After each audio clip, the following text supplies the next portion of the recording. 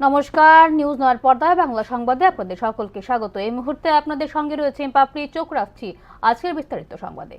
জেএনজিকে আন্দোলন নয়, রামায়ণ মহাভারত পড়া উচিত। ভারত কেশরী মহান দেশপ্রেমিক ও শিক্ষাবিদ ডক্টর শ্যামাপ্রসাদ মুখার্জির জন্মজয়ন্তী উপলক্ষে আয়োজিত এক অনুষ্ঠানে এ মন্তব্য করেন ত্রিপুরার মুখ্যমন্ত্রী অধ্যাপক মানিক সাহা। তিনি ছাত্রছাত্রীদের উদ্দেশ্যে অখণ্ড ভারত ঐতিহ্যের উদ্ভাবনে এগিয়ে আসার আহ্বান রাখেন। ভারত কেশরী মহান দেশপ্রেমিক ও শিক্ষাবিদ ডক্টর শ্যামাপ্রসাদ মুখার্জির জন্মজয়ন্তী উপলক্ষে আয়োজিত এক অনুষ্ঠানে ছাত্রছাত্রীদের উদ্দেশ্যে গুরুত্বপূর্ণ বার্তা দিলেন ত্রিপুরার মুখ্যমন্ত্রী। মুখ্যমন্ত্রী বলেন, দেশের ঐক্য ও অখণ্ডতার প্রশ্নে ডক্টর শ্যামাপ্রসাদ মুখার্জির চিন্তা ভাবনা আজও সমান প্রাসঙ্গিক। তিনি বলেন, ডক্টর মুখার্জি যে ভারতের স্বপ্ন দেখেছিলেন, বর্তমান প্রধানমন্ত্রী ধাপে ধাপে সেই লক্ষ্য বাস্তবায়নের চেষ্টা করছেন। জেন জি আন্দোলনের প্রসঙ্গ তুলে ছাত্রছাত্রীদের উদ্দেশ্যে মুখ্যমন্ত্রী বলেন, শুধু আন্দোলন নয়, আগামী দিনে প্রজন্মকে উদ্ভাবনী চিন্তা ভাবনা এবং ইতিবাচক কাজে নিজেদের যুক্ত করতে হবে।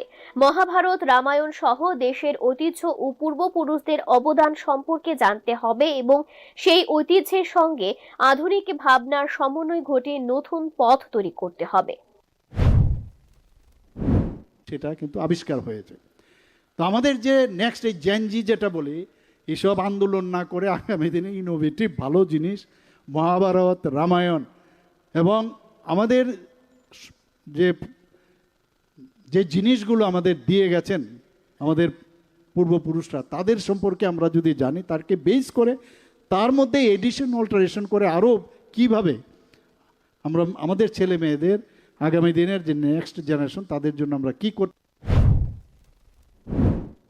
ডক্টর শ্যামাপ্রসাদ মুখার্জির আদর্শের প্রসঙ্গ তুলে ধরে মুখ্যমন্ত্রী বলেন, কেন্দ্র সরকার কাশ্মীর থেকে ৩৭০ ধারা প্রত্যাহার করে এক দেশ এক বিধান এর ভাবনাকে বাস্তব রূপ দিয়েছে। পাশাপাশি নাগরিকত্ব সংশোধনী আইন বা সিএএ চালুর কথাও উল্লেখ করে তিনি বলেন, এটি হিন্দুদের নিরাপত্তা নিশ্চিত করার লক্ষ্যে কার্যকর করা হয়েছে। সিএ আমরা যে সরকার নাগরিকত্ব সংশোধনী আইন, সেটা কে প্রথমে আওয়াজ তুলেছেন? এই ডক্টর শ্যামাপ্রসাদ মুখার্জি। যে নেহেরু লিকায়েত যে চুক্তি হয়েছিল, সেখানে যে কারণে আমার পূর্ববর্তী বক্তারা বলেছেন, ডিটেলস বলেছেন, সেই চুক্তির বিরোধিতা করে উনি মন্ত্রিসভার থেকে উনি পদত্যাগ করেন এবং বলেছেন যে আমাদের হিন্দুদের যারা আছেন তাদের নিরাপত্তা দিতে হবে। আজকে এই সিএ এর মাধ্যমে যারা সংখ্যালঘু, ওই দেশের যারা সংখ্যালঘু, সেখানে হিন্দু, বুদ্ধিস্ট এবং খ্রিস্টান, জৈন, শিখ, তাদেরকে এই সিএ এর মাধ্যমে আজকে যেটা শ্যামাপ্রসাদ মুখার্জি চিন্তা করেছেন, আজকে আমাদের মাননীয় প্রধানমন্ত্রী সেই কাজটা করছেন। এবং নাগরিকত্ব আইন সেটা বলেছেন প্রথমে 2014 ডিসেম্বর অবধি বলেছিলেন, এখন আবার সেটা বাড়িয়ে আবার 2024 ডিসেম্বর পর্যন্ত করেছে। অনুষ্ঠানে উপস্থিত ছাত্রছাত্রীদের দেশপ্রেম, মূল্যবোধ এবং জাতীয় ঐক্যের চেতনায় উদ্বুদ্ধ হওয়ার আহ্বান জানান মুখ্যমন্ত্রী। ব্যুরো রিপোর্ট, নিউজ নাও। সাংবাদিকদের সামাজিক দায়বদ্ধতা ও সংগঠনের কার্যক্রমকে আরও শক্তিশালী করার লক্ষ্যে আগরতলা প্রেস ক্লাবে অনুষ্ঠিত হল ত্রিপুরা ওয়ার্কিং জার্নালিস্ট অ্যাসোসিয়েশনের উদ্যোগে রক্তদান শিবির এবং পশ্চিম জেলা কমিটির বিশেষ অধিবেশন। অনুষ্ঠানে উপস্থিত ছিলেন মুখ্যমন্ত্রী প্রফেসর মানিক সাহা, সেন্দন পত্রিকার সম্পাদক সুবল কুমার দে, মন্ত্রী সুশান্ত চৌধুরী সহ বিশিষ্ট ব্যক্তিবর্গ। আগরতলা প্রেস ক্লাবে ত্রিপুরা ওয়ার্কিং জার্নালিস্ট অ্যাসোসিয়েশনের উদ্যোগে আয়োজন করা হয় স্বেচ্ছায় রক্তদান শিবির এবং পশ্চিম জেলা কমিটির বিশেষ অধিবেশন। অনুষ্ঠানের উদ্বোধন করেন রাজ্যের মুখ্যমন্ত্রী প্রফেসর ডক্টর মানিক সাহা। উপস্থিত ছিলেন সেন্দন পত্রিকার সম্পাদক সুবল কুমার দে, মন্ত্রী সুশান্ত চৌধুরী, সংগঠনের পদাধিকারী, সাংবাদিক এবং বিভিন্ন স্তরের বিশিষ্ট ব্যক্তিরা। রক্তদানের মতো মহৎ উদ্যোগের প্রশংসা করে মুখ্যমন্ত্রী বলেন, সমাজের প্রয়োজনে স্বেচ্ছায় রক্তদান একটি মানবিক দায়িত্ব। সাংবাদিকরা সংবাদ পরিবেশনের পাশাপাশি বিভিন্ন সামাজিক কর্মকাণ্ডের মাধ্যমে সমাজের প্রতি তাদের দায়বদ্ধতারও পরিচয় দিয়ে চলেছেন। বিশেষ অধিবেশনে সংগঠনের সাংগঠনিক কার্যক্রম, সাংবাদিকদের পেশাগত স্বার্থ রক্ষা এবং ভবিষ্যৎ কর্মপরিকল্পনা নিয়ে বিস্তারিত আলোচনা হয়। পাশাপাশি সাংবাদিকদের ঐক্য আরও সুদৃঢ় করার উপর গুরুত্ব আরোপ করা হয়। যে এখানে ত্রিপুরা ওয়ার্কিং জার্নালিস্ট অ্যাসোসিয়েশনের উদ্যোগে যে ব্লাড ডোনেশনের ব্যবস্থা আজকে এখানে হয়েছে, আমি ওনাদেরকে ধন্যবাদ দেব যে ওনারা এই ধরনের একটা সামাজিক কাজে গত হয়েছে এবং এটা আপনাদের মাধ্যমে অন্যান্য যেসব অ্যাসোসিয়েশন বা সামাজিক সংস্থাগুলো আছে তারাও কিন্তু উৎসাহিত হবে এবং তারাও কিন্তু সামনে, এবং আমাদের যারা যুব সমাজ আছে তাদের উদ্দেশ্যে আমি এটাই বলবো, সাংবাদিক বন্ধুরা আছেন ওনারা যেন আরো সামনে এগিয়ে আসে এবং রক্ত দিলে বরং রক্ত ভালো দেওয়াটা ভালো, নিজের শরীরের জন্য ভালো, অনেক রোগ থেকে কিন্তু আমরা মুক্ত হতে পারি। তো এই বিষয়গুলো নিয়ে অ্যাওয়ারনেস আমরা করছি। আপনারাও আজকের এই ঘটনা, আজকে যে আপনারা এই ব্যবস্থা করেছেন তার মাধ্যমে আমরাও কিন্তু সুবিধা পেলাম বলার জন্য। তো আজকে সবাইকে আমি আবার ধন্যবাদ জানিয়ে আমার কথা বলা শেষ করছি। জয় হিন্দ, ভারত মাতা কি জয়। অনুষ্ঠানে বিপুল সংখ্যক সাংবাদিক ও স্বেচ্ছাসেবী রক্তদানে অংশ নেন। আয়োজকদের আশা, এই ধরনের মানবিক উদ্যোগ ভবিষ্যতেও অব্যাহত থাকবে এবং সমাজে ইতিবাচক বার্তা পৌঁছে দেবে। ব্যুরো রিপোর্ট, নিউজ নাও। তেলিয়ামুড়া চাকমাঘাট এলাকায় দীর্ঘদিনের রাস্তার দুর্ভোগের অবসান ঘটাতে শুরু হলো বহু প্রতীক্ষিত সড়ক উন্নয়ন প্রকল্পের কাজ। শনিবার চাকমাঘাট সিআরপিএফ ক্যাম্প থেকে বীরেন্দ্র দাসের বাড়ি পর্যন্ত প্রায় 1.5 কিলোমিটার দীর্ঘ রাস্তার উন্নয়ন প্রকল্পের শিলান্যাস করেন রাজ্যের জনজাতি কল্যাণ দপ্তরের মন্ত্রী বিকাশ দেববর্মা। উপস্থিত ছিলেন জনপ্রতিনিধি, প্রশাসনিক আধিকারিক এবং এলাকার বহু মানুষ। একটি রাস্তা শুধু যোগাযোগের মাধ্যম নয়, একটি অঞ্চলের উন্নয়ন এবং মানুষের স্বপ্ন পূরণের অন্যতম ভিত্তি। সেই লক্ষ্যকে সামনে রেখে তেলিয়ামুড়ার চাকমাঘাট এলাকায় বহু প্রতীক্ষিত সড়ক উন্নয়ন প্রকল্পের আনুষ্ঠানিক শিলান্যাস করা হয়। চাকমাঘাট সিআরপিএফ ক্যাম্প থেকে বীরেন্দ্র দাসের বাড়ি পর্যন্ত প্রায় 1.5 কিলোমিটার দীর্ঘ এই রাস্তার উন্নয়নের প্রকল্পের শিলান্যাস করেন জনজাতি কল্যাণ দপ্তরের মন্ত্রী বিকাশ দেববর্মা। দীর্ঘদিন ধরে বেহাল অবস্থায় থাকা এই রাস্তা বর্ষাকালে চলাচলের অযোগ্য হয়ে পড়ত। কাদা ও জল জমে স্কুল কলেজের পড়ুয়া, কৃষক, শ্রমজীবী মানুষ, রোগী সহ সাধারণ মানুষের নিত্যদিনের যাতায়াতে চরম দুর্ভোগের সৃষ্টি হতো। স্থানীয়দের দীর্ঘদিনের দাবি ও অপেক্ষার পর অবশেষে শুরু হলো এই উন্নয়ন প্রকল্প। এলাকাবাসীর আশা, রাস্তার কাজ শেষ হলে যোগাযোগ ব্যবস্থা আরও উন্নত হবে। পাশাপাশি কৃষি পণ্য পরিবহন, শিক্ষা, স্বাস্থ্য পরিষেবা এবং স্থানীয় অর্থনীতির বিকাশেও নতুন গতি আসবে। শিলান্যাস অনুষ্ঠানে বক্তব্য রাখতে গিয়ে মন্ত্রী বিকাশ দেববর্মা বলেন, সাধারণ মানুষের জীবনযাত্রার মান উন্নয়নই সরকারের প্রধান লক্ষ্য।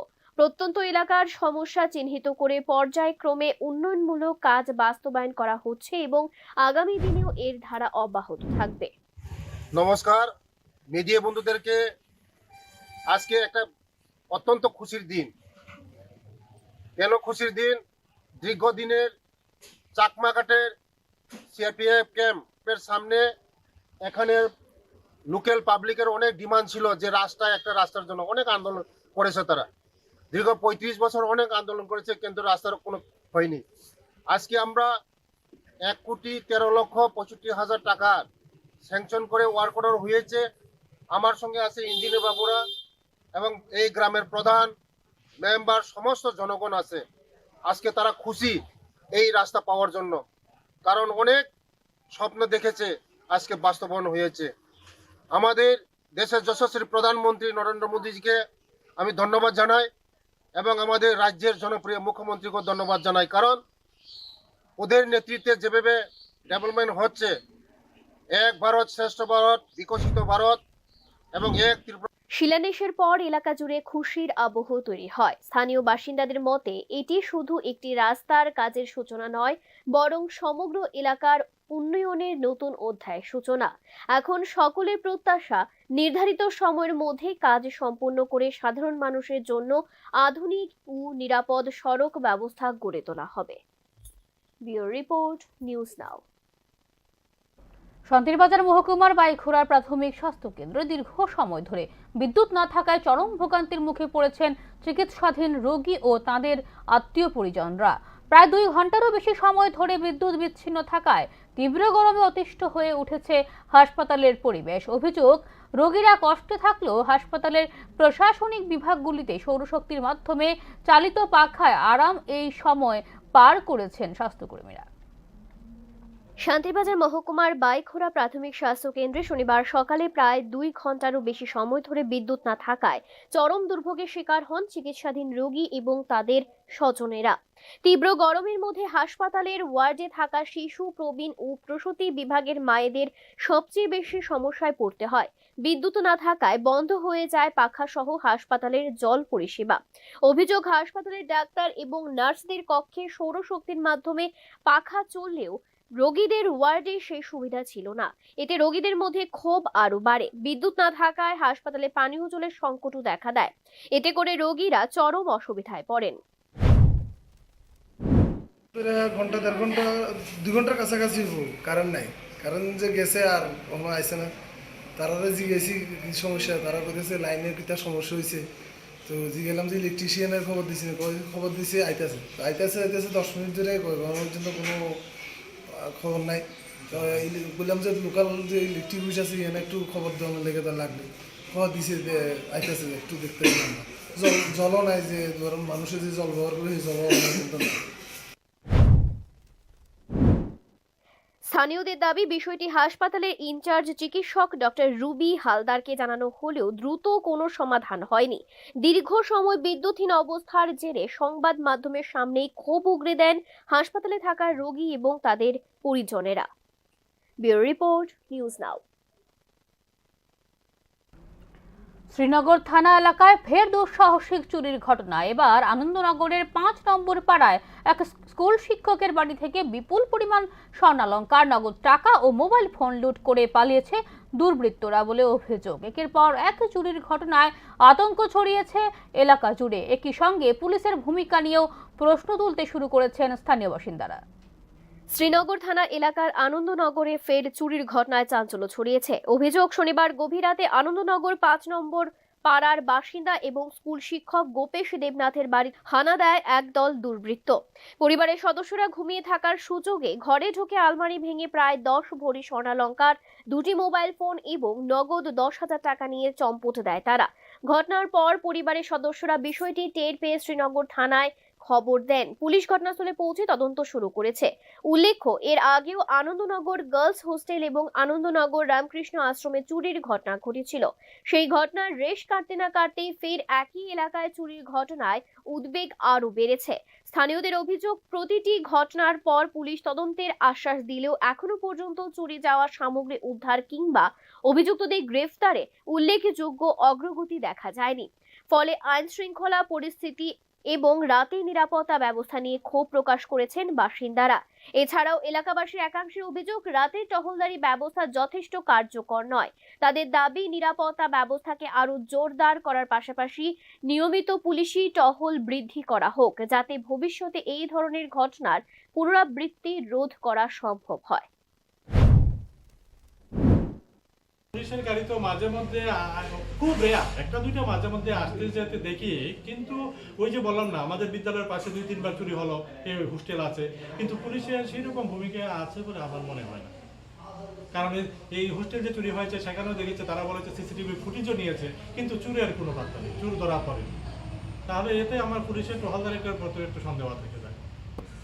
না, তদন্ত যদি করতো, তার যদি আমরা 2-একটা প্রমাণ পেতাম, চোর ধরেছে, ইনস্ট্যান্স প্রমাণ সহ ধরেছে, আমাদেরকে উদ্ধার করে দিয়েছে যিনি, তাহলে আমরা স্যাটিসফাইড হতাম।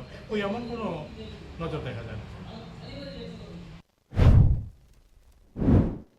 তবে এই অভিযোগগুলির বিষয়ে শ্রীনগর থানার পক্ষ থেকে এখনো পর্যন্ত কোনো আনুষ্ঠানিক প্রতিক্রিয়া পাওয়া যায়নি। এখন দেখার বিষয়, এই ব্যাপারে কতটুকু কি ব্যবস্থা গ্রহণ করা হয়। ব্যুরো রিপোর্ট, নিউজ নাও।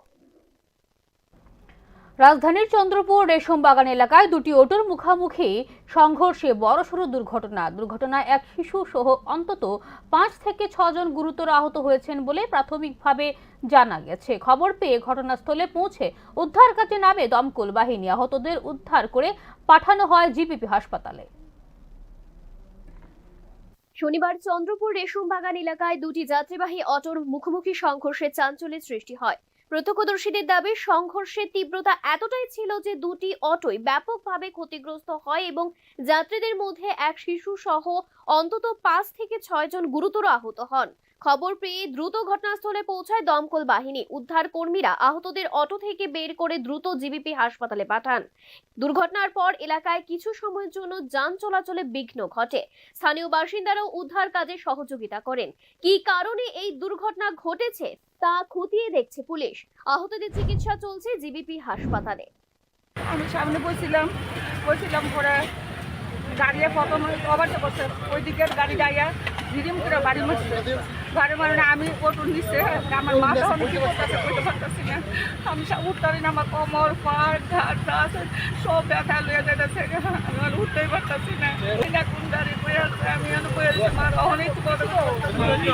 এই ঘটনার পরিপ্রেক্ষিতে স্বাভাবিকভাবে ব্যাপক চাঞ্চল্য তৈরি হয়েছে এবং যেভাবে রাজ্য জুড়ে প্রতিনিয়ত যান দুর্ঘটনা বেড়ে চলেছে, সাধারণ মানুষের কাছে এই সময়ের মধ্যে এটা যে বিশেষ চিন্তার বিষয় এটা আর বলার অপেক্ষা রাখে না। ব্যুরো রিপোর্ট, নিউজ নাও। এখনকার মতো সংবাদ এই পর্যন্ত। আমাদের পরবর্তী সংবাদ দেখতে চোখ রাখুন নিউজ নাও পর্দায়। নমস্কার।